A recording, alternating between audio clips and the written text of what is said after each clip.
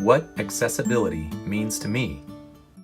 Good morning. I am Brooke. I am a special education teacher by education, though I currently work in web accessibility. I used to teach in schools and teach blind adults. As a blind person myself, I also have experienced education and I have experienced what it's like to have websites and learning experiences that are not accessible. For example, in my job just this week, as I approach the end of the year, there are many trainings I have had to complete.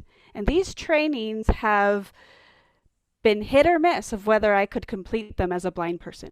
For example, one of them had a drag and drop.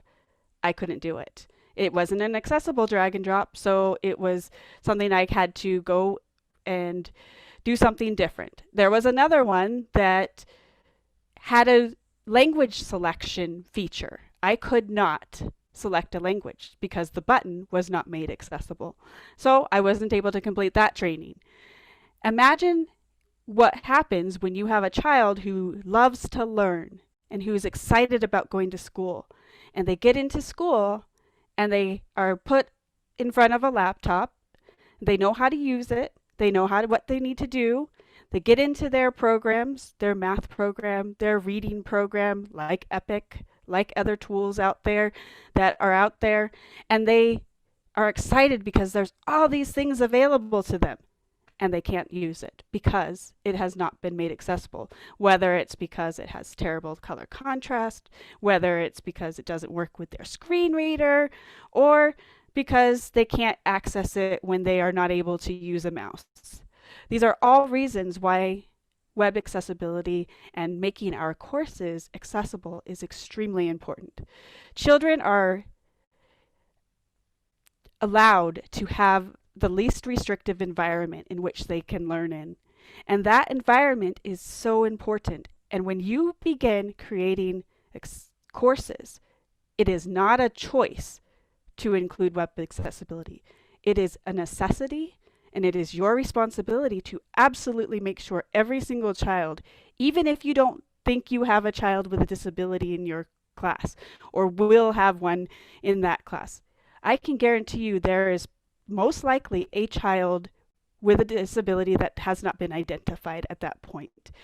It is your responsibility to make absolutely sure your course that you make, every single one of them, gives each child the same opportunities to succeed and to be excited about learning and to be curious and to be able to learn in the best way possible.